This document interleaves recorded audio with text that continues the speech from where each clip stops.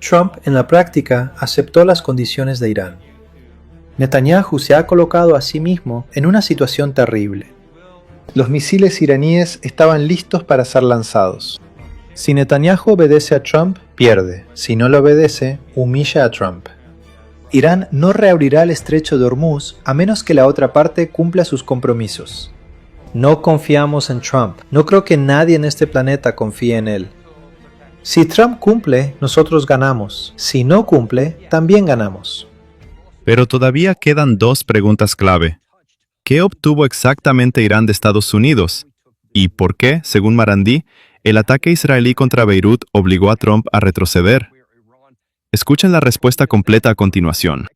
En esta conversación, Daniel Davis habla con el profesor Mohamed Marandi sobre el supuesto acuerdo anunciado por Trump, las condiciones de Irán, el futuro del estrecho de Hormuz, el papel de Netanyahu, el Líbano, las sanciones y la posibilidad de que la guerra vuelva a estallar. Primera parte, la gran afirmación. ¿Trump retrocedió? Profesor, desde la perspectiva iraní, ¿qué está ocurriendo? ¿Existe realmente un acuerdo? ¿Y ese plan de 14 puntos publicado por la agencia MER es el texto verdadero? Primero que nada, muchas gracias por invitarme. Aquí son las 2:41 de la madrugada, así que espero estar completamente despierto. Lo que ocurrió, en resumen, fue esto. Hasta hace unas semanas había avances. Después, Trump añadió nuevas exigencias y todo se detuvo. Luego, el régimen israelí volvió a bombardear Beirut e Irán respondió. La marina de Trump también atacó a Irán varias veces e Irán respondió. Después, llegó un mensaje que decía que los estadounidenses habían retirado esas exigencias excesivas. Así que volvimos al punto en el que estábamos unas semanas antes. Pero esta vez, a diferencia de lo que dijo Trump y a diferencia de lo que dijo el primer ministro de Pakistán, no había ningún acuerdo ni ayer ni hoy. La situación seguía bloqueada. Entonces Netanyahu, en un acto de completa estupidez, volvió a atacar Beirut. ¿Otra vez Beirut?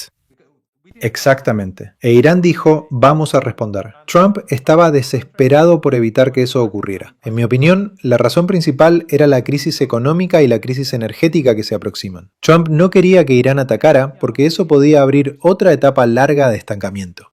Irán detuvo las negociaciones y dijo que atacaría a Israel. Después, los estadounidenses, en la práctica, aceptaron las condiciones de Irán. Es decir, el bloqueo se rompió porque Trump retrocedió en esos puntos. Segunda parte, la trampa de Netanyahu. Si obedece, pierde. Si desobedece, humilla a Trump. El régimen israelí debe poner fin a la ocupación y detener la guerra en el Líbano, y por supuesto, en todos los frentes, incluida Gaza. Pero el Líbano se menciona de manera específica. Israel debe poner fin a la ocupación del Líbano. El bloqueo contra los puertos iraníes también debe terminar inmediatamente. Irán, por su parte, empezará a reabrir el estrecho de Hormuz a partir del viernes, pero lo que Israel y Trump deben hacerlo ahora. Si Netanyahu no cumple sus compromisos, el estrecho de Hormuz no se abrirá. Con su acción en Beirut, Netanyahu se puso a sí mismo en una situación muy difícil. Con ese asesinato, además del genocidio que continúa, obligó a Trump a hacer concesiones clave. Ahora, Netanyahu tiene dos opciones: obedecer a Trump, terminar la ocupación y la matanza y aceptar la derrota, o desobedecer a Trump, humillarlo y prolongar la crisis económica y energética, porque Irán no abrirá el estrecho de Hormuz mientras la otra parte no cumpla sus compromisos. Entonces, ¿la esencia del texto es lo mismo que usted venía mencionando en las últimas semanas? Sí, en términos generales es eso: el fin del bloqueo, el fin de las guerras, el fin de la ocupación del Líbano y la emisión de exenciones para las sanciones relacionadas con la energía iraní. La diferencia es que, en lugar de que este proceso comience dentro de un mes, empieza ahora. Tercera parte. Los misiles iraníes estaban listos para ser lanzados. Israel, sabiendo lo sensible que esto es para Irán, atacó a Hezbollah en el norte de Beirut y emitió órdenes de evacuación para otras 29 zonas del sur del Líbano. Eso parece claramente una continuación de la guerra. Mi impresión era que Irán tenía intención de responder. Ahora usted dice que Irán, por el momento, no responderá. ¿Esa contención se mantendrá? No, No, ya hemos golpeado al régimen israelí y estábamos preparados para golpearlo de nuevo. Los misiles iraníes estaban siendo preparados para el lanzamiento. Solo porque Trump aceptó que los israelíes se retiraran, pusieran fin a la ocupación y detuvieran la matanza, Irán dijo, esto es mejor que atacar, que ellos respondan, que después continúe el bombardeo del Líbano y que nosotros tengamos que volver a responder. En cualquier intercambio tendremos la ventaja, no hay ninguna duda. Lo demostramos en la guerra de 12 días y también lo demostramos hace unos días. Pero ahora que Trump aceptó que el régimen israelí ponga fin a la ocupación y deje de matar gente, eso es una victoria mayor. Pero si Netanyahu desobedece, nosotros tampoco cumpliremos nuestros compromisos y tendremos que castigar al régimen. En mi opinión, en cualquier caso, esto es catastrófico para Netanyahu y también es muy malo para Trump. Cuarta parte. El estrecho de Hormuz. ¿El control queda en manos de Irán? Uno de los puntos más importantes de este texto es la reapertura del estrecho de Hormuz bajo arreglos iraníes.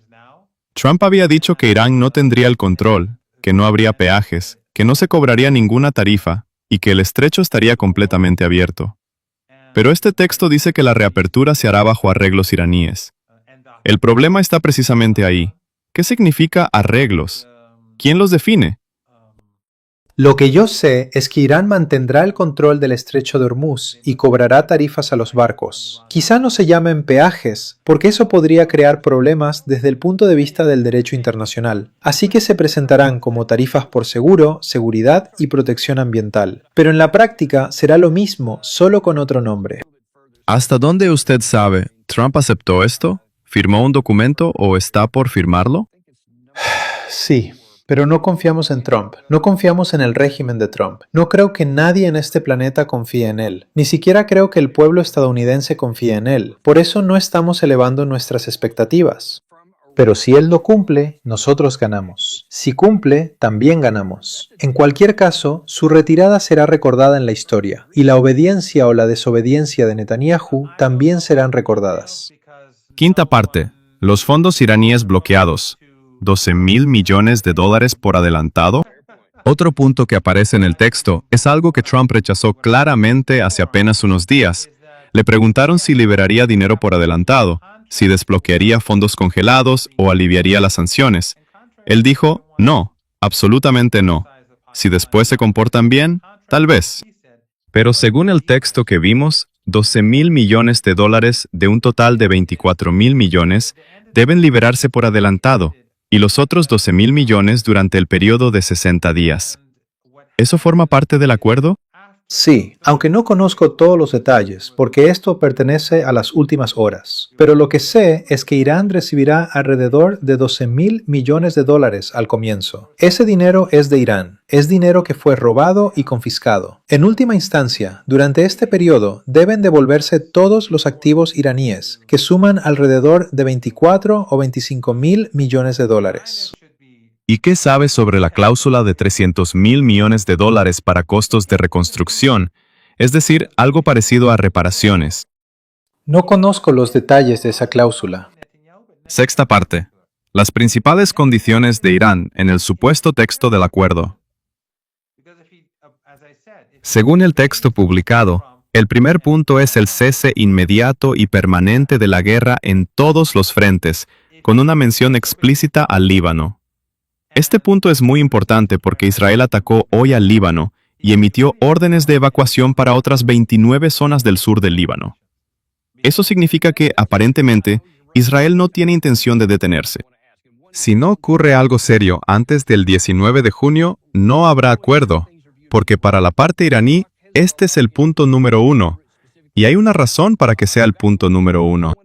El segundo punto es el compromiso de Estados Unidos de no interferir en los asuntos internos de Irán y de respetar la soberanía del país.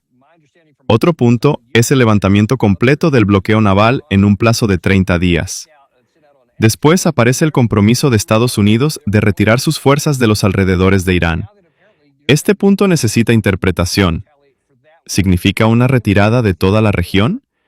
Es decir, ¿de todas las bases que Estados Unidos tiene alrededor de Irán? ¿O solo de algunas bases más cercanas?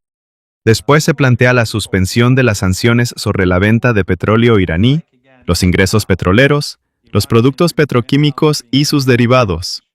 Esta era una de las principales demandas de Irán. Otro punto son 60 días de negociaciones para llegar a un acuerdo final. Esto es importante. En el mejor de los casos, este acuerdo es solo un acuerdo para llegar a la primera fase. Todos los asuntos difíciles vendrían después, en una segunda fase. Sobre el programa nuclear, el enriquecimiento, el material al 60% y estos temas, todavía no hay nada definitivo. Irán solo reafirma su compromiso, bajo el Tratado de No Proliferación Nuclear, de no fabricar armas nucleares. Pero ese es el punto más fácil para Irán, porque Irán siempre ha dicho eso. Durante el periodo de negociaciones finales, Estados Unidos se compromete a no enviar nuevas fuerzas a la región y a no imponer nuevas sanciones. Además, deben liberarse $24.000 millones de los fondos iraníes bloqueados. La mitad, es decir, $12.000 millones, debe quedar disponible para Irán antes del inicio de las negociaciones. Y hay un punto muy importante. Según este texto, el programa de misiles de Irán y el apoyo a los grupos de resistencia quedan definitivamente fuera de la agenda. Séptima parte. ¿Estados Unidos debe retirar sus fuerzas de los alrededores de Irán? Hay un punto muy importante en el texto del que no habíamos hablado antes. El compromiso de Estados Unidos de retirar sus fuerzas de los alrededores de Irán. ¿Trump aceptó ese punto? No conozco todos los detalles, porque aquí son las 2:46 de la madrugada y nadie contesta el teléfono. Pero lo que me han informado es esto. A diferencia de lo que se decía en los medios, no había ningún acuerdo ni ayer ni hoy. Las negociaciones realmente terminaron hace menos de 2 horas. Había diferencias serias entre Irán y Estados Unidos. Hoy, cuando hablé con algunas personas, también me decían que no estaba claro cómo iba a desarrollarse esto, pero lo que hizo Netanyahu obligó a Trump a retroceder en esos puntos. Por supuesto, eso no significa que el acuerdo vaya a implementarse con seguridad. No lo sabemos. Su aplicación depende de Trump y especialmente de Netanyahu. Netanyahu está en una posición muy mala. Si obedece a Trump y cumple sus compromisos, será una derrota catastrófica. Si desobedece a Trump y no cumple sus compromisos, humilla a Trump e Irán tampoco cumplirá los suyos. Octava parte. Daniel Davis. Si este texto es real, Estados Unidos fue derrotado. Esta es realmente una situación extraordinaria.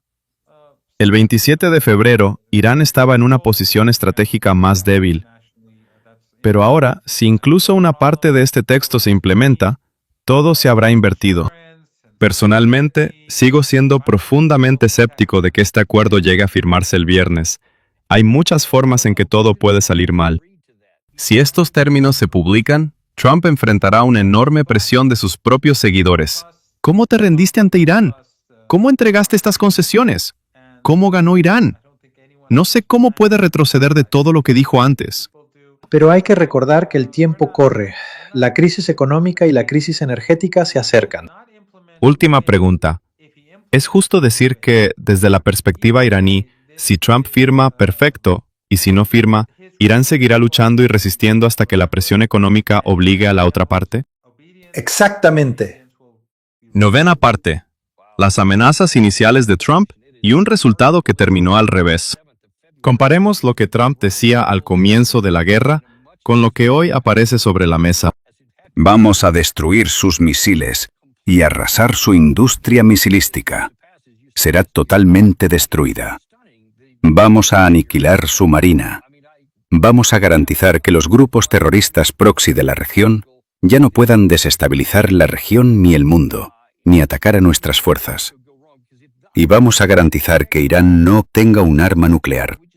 A los miembros del Cuerpo de la Guardia Revolucionaria Islámica, a las Fuerzas Armadas y a toda la policía, les digo esta noche, deben deponer sus armas y recibir inmunidad completa, o de lo contrario, enfrentar una muerte segura. Eso basta. Él dijo que si no entregaban las armas, enfrentarían una muerte segura. Dijo que obtendría todo. Pero nada de eso ocurrió. Ahora, varios meses después, está tratando de terminar esta guerra porque el costo para Estados Unidos ha sido enorme. 3 estadounidenses muertos, 400 heridos, 20 bases dañadas o destruidas. Ahora Estados Unidos podría verse obligado a salir de la región, liberar $24,000 millones en activos congelados y quizá incluso pagar $300,000 millones para reconstrucción, es decir, algo parecido a reparaciones. Si estos términos son reales, nadie puede negar que Estados Unidos fue derrotado, por mucho que Trump intente presentar la situación de otra manera. 10ª parte. La gran duda. ¿El acuerdo realmente se firmará? Estoy realmente preocupado por las posibilidades de que este acuerdo llegue a concretarse. Hasta este momento, no se ha publicado ningún término por parte del gobierno estadounidense ni por fuentes occidentales como The Washington Post o The New York Times. Lo único que apareció fue el mensaje de Trump en Truth Social, que básicamente hablaba de lo grandioso que es él y de que él hizo todo esto. Pero no se publicaron términos. Por lo tanto, nadie puede evaluar si este acuerdo es bueno para Estados Unidos o no. El vicepresidente también habló solamente de un futuro maravilloso, pero no dijo qué debe hacer exactamente Irán. Según el texto que vimos, casi todas las concesiones van hacia Irán.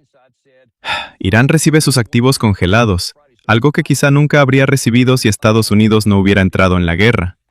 Irán pone sobre la mesa la reconstrucción y las reparaciones, algo que no habría estado ahí sin la guerra. Irán mantiene el control del estrecho de Hormuz, algo que antes de la guerra ni siquiera se planteaba de esta manera.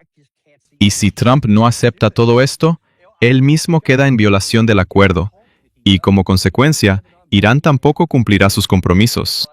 El asunto principal sigue siendo el Líbano. ¿Realmente Benjamin Netanyahu se rendirá, detendrá la guerra, regresará a casa y se retirará? Me parece muy difícil. Si lo hace, me sorprendería enormemente. Por supuesto, por el bien del pueblo libanés, espero que lo haga. Pero habrá que esperar. Por ahora, no estoy entre quienes se emocionan con este acuerdo. Hay muchas cosas que pueden salir mal, y la mayoría están dentro de Estados Unidos. No sé cómo Trump va a vender esto internamente como una victoria. Pero si este es realmente el plan para salir de la guerra, si es eso lo que está ocurriendo, entonces es algo positivo. Si realmente pone fin a la guerra, habrá que decir, ¡felicitaciones! Pero si estos términos son reales, esto representa una gran retirada para Trump y un cambio enorme en la ecuación entre Irán, Estados Unidos e Israel. Irán le ha informado a Pakistán que posee armas nucleares. Si la escalada continúa, Irán mostrará su arma nuclear. Irán ya no busca un acuerdo como el JCPOA. Ese expediente está muerto. Trump cambió de repente su tono sobre Irán. Pregúntense por qué. Estados Unidos subestimó gravemente la verdadera capacidad misilística de Irán. Y si Irán realmente tiene armas nucleares, este podría ser el error más catastrófico de un presidente de Estados Unidos. Pero todavía quedan dos preguntas importantes. Según las fuentes de esta noticia, ¿cómo llegó Irán a poseer armas nucleares y cuántas bombas podría tener? ¿Y por qué los pakistaníes dicen que un nuevo acuerdo entre Teherán y Washington podría estar en camino? Escuchen la respuesta completa a estas dos preguntas a continuación.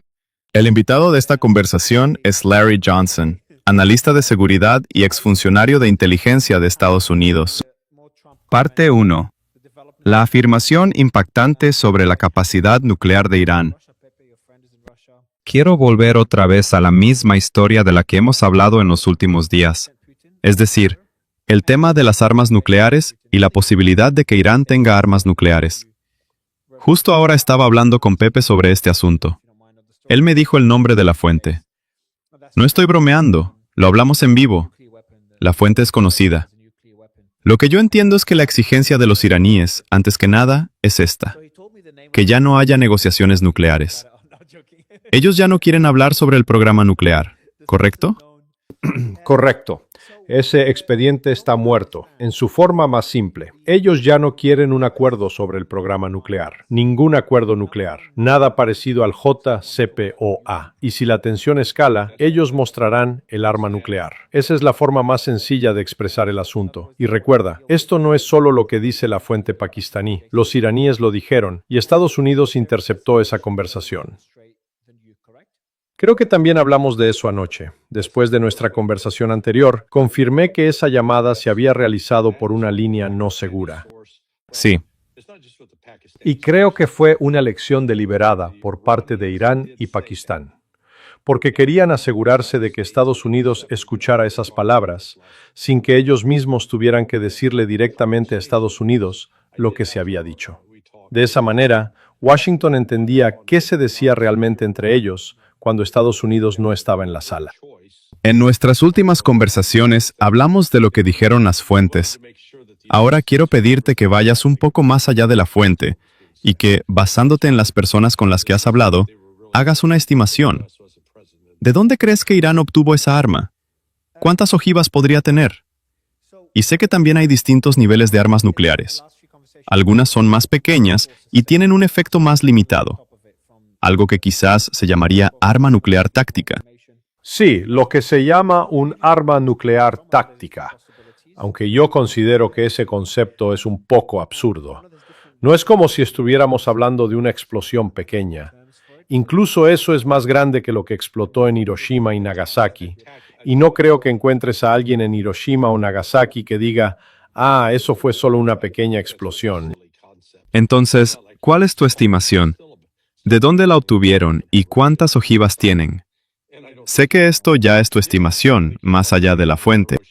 En mi opinión, Irán recibió orientación y ayuda para construirla, pero tenía por sí mismo toda la capacidad de ingeniería necesaria. Puede que haya pedido y recibido cierta cantidad de uranio altamente enriquecido, más de lo que tenía por su cuenta, pero creo que tienen al menos 3, porque entienden que deben hacer una demostración. Ahora, expliquemos cómo se haría esa demostración. Informarían a Estados Unidos, y sé que Estados Unidos también informaría a Israel, que por ejemplo, a las 11 de la mañana, hora de Teherán, el 28 de junio, vamos a detonar un arma nuclear. Esa explosión sería subterránea, no en la superficie. Es decir, ¿anunciarían la hora y una ubicación aproximada? Sí, darían unas coordenadas generales y cuando se produzca la explosión generará ondas sísmicas. De esa manera, Estados Unidos entenderá que nadie puede predecir una onda sísmica exactamente en una hora determinada. Esa es una forma de confirmar que sí, detonaron un arma nuclear o detonaron algo que fue capaz de producir una onda sísmica registrada en todo el mundo. Y lo que probablemente veríamos sería un informe parecido a un terremoto en el oeste de Irán, o algo similar. Sí. Ahora, si en los próximos días realmente ocurre un terremoto, ¿a qué conclusión llegará todo el mundo? Incluso si es un terremoto natural, sería el peor momento posible para un terremoto. En los últimos 6 meses ha habido varios terremotos sobre los que algunas personas especularon y dijeron que quizá no eran terremotos, que quizá eran terremotos provocados por el ser humano. Parte 2. La fatwa nuclear y la lógica de disuasión de Irán. Tengo otra pregunta. Antes te pregunté si era posible que Irán hubiera hecho esa llamada solo como un farol, para enviar una amenaza o crear disuasión. Hablamos de eso. Pero se me ocurrió otra cosa, la fatwa. Si ellos realmente tienen armas nucleares, ¿no tendrían que anular la fatwa antes de construir o desarrollar armas nucleares? ¿O crees que, en estas circunstancias, podrían hacer una excepción? ¿O quizá el líder de Irán la anuló pero no lo anunció públicamente? No soy especialista en teología chiita, así que mi opinión es que no creo necesariamente que estén obligados a hacerlo públicamente. O, si se hizo, quizá fue de forma privada dentro de la Guardia Revolucionaria y en el sector político. Varios de nosotros, entre ellos Ted Postol y John Mearsheimer, hemos dicho que lo lógico para Irán después del ataque del 28 de febrero sería avanzar hacia la posesión de armas nucleares, para decir, ya no van a volver a atacarnos de esa manera, porque la próxima vez habrá consecuencias mucho mayores. Sí, la mayoría de la gente está de acuerdo con eso. La Agencia Internacional de Energía Atómica también lo ha dicho públicamente. Bloomberg lo informó ayer, y creo que también hablamos de eso ayer. Irán ahora tiene más motivación que nunca para fabricar armas nucleares. Creo que incluso existe una forma en la que el ayatolá podría mantenerse coherente con la teología islámica y al mismo tiempo decir que la construcción de armas nucleares está permitida, en el sentido de que construiremos armas nucleares que solo se usarán contra objetivos militares, no contra civiles ni no combatientes. Por ejemplo, solo contra bases militares o instalaciones nucleares como Natanz o algo parecido. No contra ciudades, no contra Haifa, no contra Tel Aviv, no contra Jerusalén. De esa forma, desde su punto de vista, se podría decir que sigue siendo compatible con el principio teológico, porque el principio es que no se deben usar armas nucleares de una manera que mate civiles. Algo que Estados Unidos hizo exactamente en Hiroshima y Nagasaki. Parte 3. El posible acuerdo de Islamabad y las condiciones de Irán para Estados Unidos. Quiero preguntar sobre los acuerdos de Islamabad. ¿Qué información tienes sobre la posibilidad de un nuevo acuerdo entre Irán y Estados Unidos? ¿Cómo sería ese acuerdo? De nuevo, debo subrayar que la fuente pakistaní está en una posición en la que puede saberlo. La expectativa de la alta dirigencia de Pakistán hasta el nivel de Shehbaz Sharif, el primer ministro, el ministro de Exteriores y el jefe del ejército, es que están al borde de un acuerdo que podría llevar a Donald Trump y a Pezeshkian a Islamabad para firmarlo. Ellos creen que esto podría ocurrir en los próximos 40 días, quizás incluso antes. Insisto, esto es lo que ellos creen. ¿En qué supuestos se basa esa creencia? En supuestos sobre la naturaleza del acuerdo entre Irán y Estados Unidos. Uno de esos supuestos, o mejor dicho, una de las exigencias, es que Trump contenga a Israel y obligue a Israel a salir del Líbano. Creo que Trump tiene suficiente influencia para hacerlo, pero no estoy seguro de que tenga la voluntad de hacerlo. Por supuesto, puedo estar completamente equivocado. Pero el tema del desarme de Hezbollah no va a ocurrir, porque en este acuerdo reciente, mediado por el Departamento de Estado de Estados Unidos, entre el gobierno del Líbano e Israel, Hezbollah ni siquiera estuvo en la mesa. Lo siento, pero tienen que llevarlos a la mesa. Si quieren negociar el fin de esta situación, tienen que llevar a Hezbollah a la mesa de negociación. Porque Hezbollah en el Líbano es una fuerza militar más poderosa que el propio ejército libanés. Dijiste que en este acuerdo no habría nada sobre el programa nuclear, y sabemos que en el memorando de entendimiento, o al menos en lo que yo supongo que se planteará como el acuerdo de Islamabad, el tema nuclear sería algo parecido a un memorando de entendimiento. Déjame añadir aquí un punto importante. Si Estados Unidos detiene los ataques, entonces existe la posibilidad de hablar sobre temas nucleares. El punto clave es este. Si Estados Unidos continúa con esos ataques, si permite que los ataques en el Líbano continúen, el tema nuclear queda completamente fuera de la mesa. Ni siquiera hablarán de eso. Pero si Estados Unidos detiene sus ataques, levanta el bloqueo y contiene a Israel, Irán dirá: muy bien, hablemos. Creo que esta distinción es muy importante. Así que la posibilidad de negociar todavía no ha desaparecido por completo, pero Irán ha planteado exigencias muy claras. Si quieren que se instale la mesa de negociación, esas condiciones deben cumplirse. Supongo que la liberación de activos y el levantamiento de sanciones también serían necesarios para cualquier concesión nuclear. Mi interpretación de lo que dicen los pakistaníes es que afirman haber obtenido de Estados Unidos e Irán un acuerdo en el que Irán no insistirá en que se liberen todos sus activos. En cambio, Irán recibirá dinero de los barcos que atraviesen el estrecho de Hormuz, como una especie de compensación, y Estados Unidos aceptará eso, y luego observará si Irán cumple su parte al dejar de lado el arma nuclear o el uranio nuclear. Ahora ya estamos hablando del arma nuclear en sí. Sí.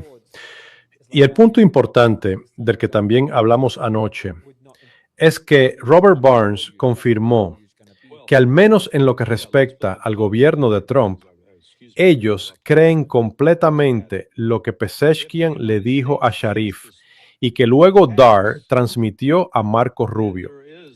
Trump lo ha creído. Y por eso hemos visto un cambio tan notable en sus mensajes sociales sobre Irán. Parte 4. ¿Por qué cambió de repente el tono de Trump?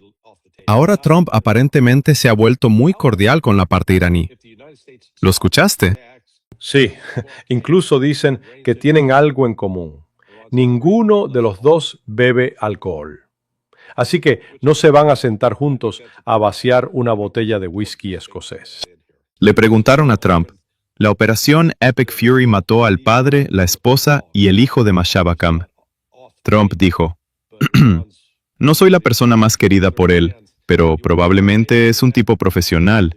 Tiene muy buena reputación en algunos círculos. Claro, algunos dicen que es malo, pero sobre mí también mucha gente dice cosas malas, que por supuesto son completamente falsas. Después, en una declaración aparte dijo, no quiero reunirme con el ayatolá, pero si me reúno con él, sería un honor. Si llegamos a un acuerdo, puede que me reúna con él. Lo trataré con respeto. ¿Qué pasó con aquellas palabras en las que decían que era homosexual y con todos esos insultos que hacía Trump? Ya no lo insulta. Ahora la pregunta es, ¿por qué Trump cambió su tono? Pregúntenselo. Te lo estoy preguntando a ti. Tú tienes que responder. Yo estoy haciendo la entrevista. Desde mi punto de vista, hay 1.000.000 de razones. Todo está yendo muy mal. Existe la posibilidad de que Irán tenga armas nucleares. Irán tiene uranio enriquecido que está bajo tierra, y Estados Unidos no puede confiscarlo. Irán tiene la capacidad de golpear bases estadounidenses. Hace 2 días también demostró qué daño puede causar con una cantidad limitada de misiles. Sí, la economía mundial se ve afectada. Irán controla el estrecho de Hormuz.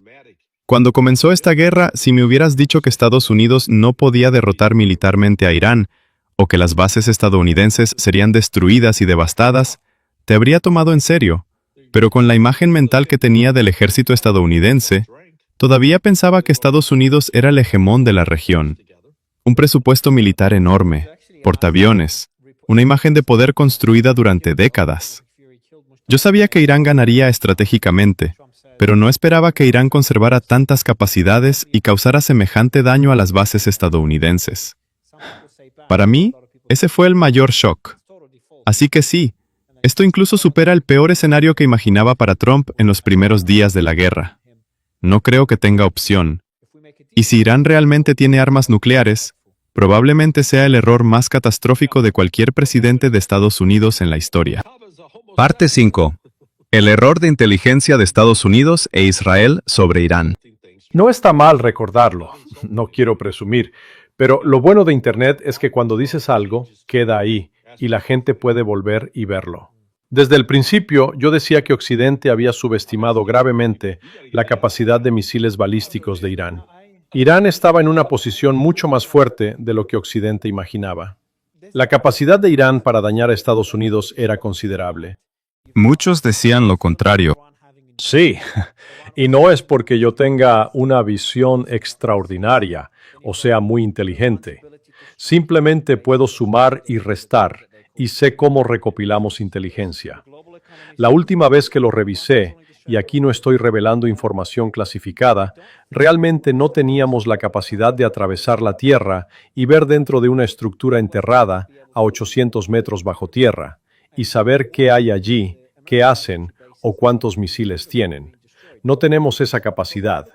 La única forma es tener una fuente humana, alguien desde dentro que pueda caminar, tomar fotografías, contar, salir y decir, existe esta cantidad de misiles. O alguien que trabaje en la fábrica de producción de misiles balísticos y te diga la verdadera tasa de producción. Hasta donde yo sé, no teníamos esa información. Yo imaginaba que quizás también se podría saber mediante la interceptación de comunicaciones. Es decir, los iraníes transmiten esa información entre ellos, dentro del ejército. ¿Los servicios de inteligencia no podrían interceptar esas comunicaciones? Dudo que Irán realmente hable sobre este tema de una manera que pueda ser interceptada. Entonces, ¿crees que también habíamos exagerado demasiado la capacidad de inteligencia de Estados Unidos? Sí, muchísimo. Entonces, o exageramos demasiado la capacidad de inteligencia de Estados Unidos y del Mossad, o la inteligencia le mintió a Trump y lo arrastró a la guerra con información falsa. ¿Cuál es más probable? No. Las cosas no ocurren de esa manera. Pueden presentar un análisis muy malo y no advertir correctamente. Por ejemplo, pueden decir que nuestra estimación de la capacidad misilística de Irán se basa en cosas que hemos observado. Pero debemos tener en cuenta que si Irán está fabricando esos misiles bajo tierra, no tenemos forma de saber con precisión la cantidad de producción. Por lo tanto, lo que ofrecemos es nuestra mejor estimación, pero la cifra real puede ser mucho mayor. Desde el principio yo creí que la cifra real era mucho mayor. Nuestra comunidad de inteligencia ha sido constante en una cosa. Ha subestimado gravemente la capacidad misilística de Rusia, la capacidad de drones de Rusia y también la capacidad de Irán. Parte 6. Hezbollah, Líbano y la presión de Trump sobre Israel. Ahora pasemos al Líbano. ¿Qué crees que ocurrirá allí? Se ha planteado un alto el fuego, pero Hezbollah ha dicho que no lo aceptará mientras Israel no salga del territorio libanés. Y, honestamente, parece una exigencia completamente lógica. Los iraníes también dicen que deben respetarse los derechos de Hezbollah, que apoyan a Hezbollah y que Israel debe salir del territorio libanés. Algunos funcionarios iraníes también han dicho que quizás sea necesario golpear otra vez a Israel para darle una lección. Los bombardeos todavía continúan entre ambos lados. ¿Habrá finalmente un alto el fuego con mediación estadounidense o será una guerra permanente? No será una guerra permanente, pero continuará hasta que Israel finalmente llegue a la conclusión de que le conviene retirarse y detener esta locura. El problema hasta ahora ha sido que Israel está fuera de control. La razón es el dominio de este grupo muy conservador y de extrema derecha, de sionistas extremistas, personas como Ben Gvir y Smotrich. Israel debe soportar mucho más dolor hasta que finalmente llegue al punto de decir, esta estrategia no funciona, tenemos que considerar otra opción. Ben Gvir, tu amigo, ha dicho que el alto el fuego en el Líbano es un grave error y el resultado de fantasías de asesores que llevan al primer ministro a tomar decisiones equivocadas. Dice que Hezbollah no se ha retirado de las zonas al sur del Litani, que el ejército libanés no tiene capacidad para ejecutar la evacuación, que el gobierno libanés es socio de Hezbollah, que hay ministros de Hezbollah en ese gobierno y que familiares de miembros de Hezbollah sirven en el ejército libanés. Dice que, en la práctica, Hezbollah solo será más fuerte y que Israel, en lugar de derrotarlo, acepta su existencia. Luego dice que el primer ministro debería haberle dicho a Trump, «Los queremos y les estamos agradecidos, pero Israel es un país independiente y soberano, y no puede aceptar el fortalecimiento de organizaciones terroristas en sus fronteras». ¿Qué te dice eso? ¿Quieres que te diga qué me dice? Me dice que Trump ha planteado exigencias muy serias a Israel. Básicamente les ha dicho que terminen con esta tontería. Exactamente, 100%. Y parece que ha acompañado esa exigencia con presión real. Ben Gvir dice que somos un país independiente. Muy bien, entonces háganlo ustedes mismos, sin nuestro dinero, sin nuestras armas. Si Israel quiere ser independiente, excelente, que sea independiente, que vaya y haga lo suyo, pero que no lo haga con nuestro dinero, que no lo haga con nuestros recursos. Pero esto me muestra la presión política que Netanyahu está soportando. Él necesita esta guerra. Después del resultado de la guerra con Irán, la situación en Gaza y la presión interna necesita un logro. Sí, pero también podemos aprender de nuestra propia vida personal. Si quieres ser independiente, tienes que separarte de tus padres para que ellos no paguen tus gastos. Si todavía vives en una relación desigual, eso tiene un costo. El problema de los israelíes es que se comportan como niños mimados. Creen que tienen derecho a todo y que Estados Unidos debe darles todo. Pero Estados Unidos no tiene ninguna obligación. Si quieren actuar por su cuenta, que actúen. Pero la realidad es que Estados Unidos ha gastado enormes recursos una y otra vez para salvar a Israel. Ellos están saliendo de casa, pero de una manera inteligente. Dejan la casa de sus padres, pero hackean su cuenta bancaria y también se llevan la tarjeta de crédito. En este caso me refiero al acceso a la Ley de Autorización de Defensa Nacional y a la integración de partes del ejército israelí con el ejército estadounidense. Exactamente. Lamentablemente, yo en ese entonces no tenía tarjeta de crédito. Parte 7. Las amenazas de Irán contra Israel y los países del Golfo.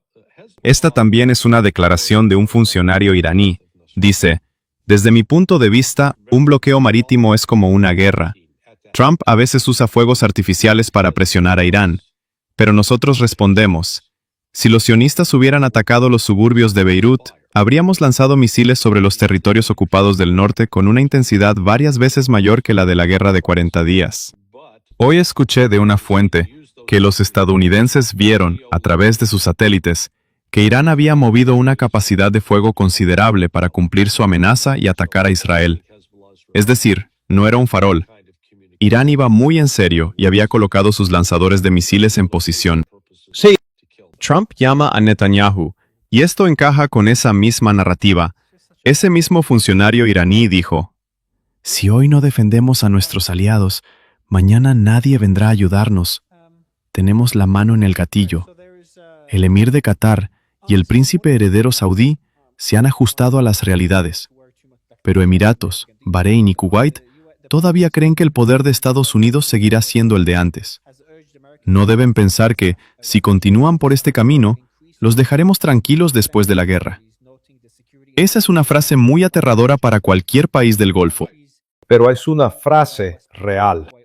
También dijo, quizá venga otra bofetada para que Israel y Estados Unidos se sienten en su lugar. Ahora lo interesante es que Trump habla como diplomático, y esta vez son los iraníes quienes amenazan e insultan. Sí, pero no creo que los iraníes estén haciendo esto como un espectáculo político. Creo que van completamente en serio. Están diciendo, estamos cansados. Ya no vamos a tolerar esta situación. Parte 8. Irán y Emiratos. Acusación de uso del territorio y del espacio aéreo emiratí. Se ha publicado una declaración de Irán que dice, lamentablemente, en la guerra reciente existen muchas pruebas de que Estados Unidos y el régimen sionista utilizaron el espacio aéreo y el territorio de Emiratos contra nosotros. Tenemos documentos y pruebas que muestran que Emiratos participó personalmente en algunas operaciones militares contra Irán. La razón principal del deterioro actual de las relaciones con Emiratos es la presencia del agente israelí y las estrechas relaciones políticas, comerciales y económicas de este país con Tel Aviv. Si Emiratos hubiera seguido una política diferente, como otros países del Golfo, ahora tendríamos relaciones mucho mejores con ese país. Sí, Irán habla con total claridad. No hay ninguna sorpresa. Tal vez debería proponerme como mediador entre Irán y Emiratos, porque creo que estos dos países pueden comerciar entre ellos como antes, y no hay ninguna razón para que no lo hagan. No tiene sentido. Los países del Golfo tienen que encontrar una forma de coexistir con Irán. Ese es el punto al que termina llegando todo esto. Pero, ¿cuál es el problema de los árabes del Golfo? El problema de los árabes del Golfo es que a veces se comportan como un grupo de chicas de secundaria que están peleando constantemente entre ellas. En un periodo, los saudíes y los emiratíes estaban molestos con Qatar e Irán acudió a ayudar a Qatar. Luego, en otro periodo, los saudíes se molestaron con los emiratíes e incluso amenazaron con una guerra y al mismo tiempo establecieron una mejor relación con Qatar. Por eso digo que estos comportamientos se parecen a los de adolescentes que pelean sin razón. Estos países del Golfo fingen que quieren ser grandes potencias y actores principales, pero a veces se comportan como adolescentes. Parte 9.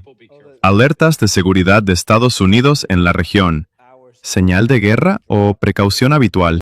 El Departamento de Estado de Estados Unidos y la Oficina de Asuntos Consulares han pedido a los ciudadanos estadounidenses en Asia Occidental que actúen con mayor cautela, porque existe la posibilidad de hostilidades, y el entorno de seguridad es complejo y puede cambiar rápidamente.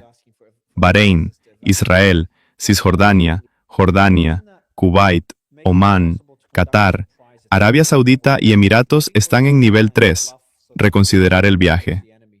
Irán, Irak, Líbano, Siria, Gaza y Yemen están en nivel 4, no viajar.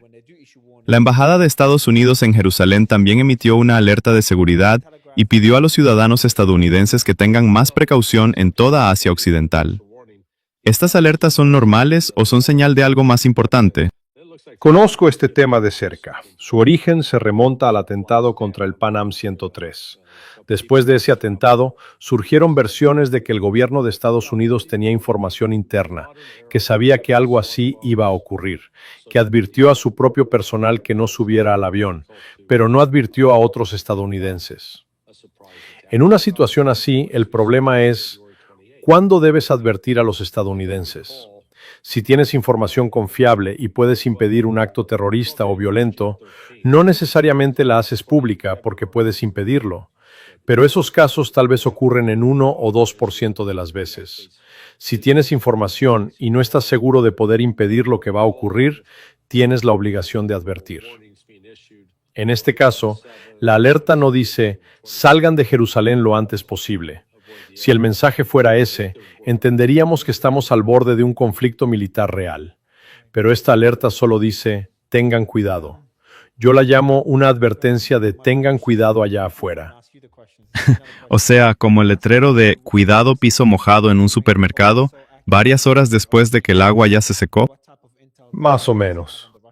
Pero a veces, cuando estas alertas se publican antes de una guerra, ¿no hacen imposible un ataque sorpresa? Cuando todos los ciudadanos salen, el enemigo no se da cuenta. A veces, las alertas se emiten cuando no son necesarias. A veces, ni siquiera es una alerta oficial.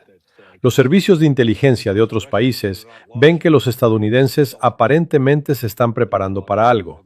Entonces, cancelan vuelos o le dicen a la gente que no viaje. En la era de los teléfonos inteligentes y las redes sociales, realizar un ataque sorpresa se ha vuelto muy difícil, pero no imposible. Como vimos el 28 de febrero. Parte 10. Resumen analítico para el público iraní. En esta conversación se presentó una imagen muy diferente del equilibrio de poder en la región. Según la versión de Larry Johnson, Irán ya no está solo en una posición defensiva. No se trata únicamente de un ataque o de una respuesta con misiles. Se trata de disuasión, capacidad subterránea, programa nuclear, estrecho de Hormuz, Hezbollah, Líbano e incluso el comportamiento de los países del Golfo. Él dice que Estados Unidos e Israel subestimaron la verdadera capacidad de Irán y que ese mismo error puede haber llevado a Trump a un punto en el que ahora se ve obligado a cambiar su tono. Irán está en una posición mucho más fuerte de lo que Occidente imaginaba. La capacidad de Irán para dañar a Estados Unidos era considerable. Estados Unidos no tiene la capacidad de ver lo que ocurre en las instalaciones profundas subterráneas de Irán. Y cuando no tienes esa información, tus estimaciones pueden estar completamente equivocadas. Por otro lado, el tema de Israel y el Líbano muestra que Washington quizá esté presionando a Netanyahu. Larry Johnson cree que las duras declaraciones de Ben-Gvir contra el alto el fuego en el Líbano son una señal de que Trump le ha dicho a Israel que debe detener este camino. Pero la pregunta principal es, ¿Trump realmente tiene la voluntad de contener a Israel? ¿O Israel, como siempre, habla de independencia mientras al mismo tiempo usa los recursos de Estados Unidos? Si Israel quiere ser independiente, excelente que sea independiente, pero sin nuestro dinero y sin nuestras armas. Estados Unidos ha gastado enormes recursos muchas veces para salvar a Israel. Al final, quizás el punto más importante de esta entrevista sea este. Irán, Estados Unidos e Israel han entrado en una etapa en la que las amenazas ya no son solo verbales. Irán dice que si los ataques continúan, la mesa de negociación nuclear se desmonta. Si Estados Unidos detiene los ataques, levanta el bloqueo y contiene a Israel, el diálogo puede ser posible. Pero si eso no ocurre, según Johnson, Irán tiene opciones mucho más peligrosas sobre la mesa, desde una demostración de disuasión nuclear hasta una amplia respuesta misilística y presión en el estrecho de Hormuz. Los iraníes no consideran esto un espectáculo político. Ellos dicen, estamos cansados, ya no vamos a tolerar esto. Y ese es el punto que importa para el público iraní, porque esta entrevista no trata solo de una guerra pasada, trata del futuro del equilibrio de poder en la región. Trata de si Estados Unidos puede volver a llevar a Irán a la mesa mediante amenazas militares, o si, después de esta guerra, la ecuación ha cambiado por completo.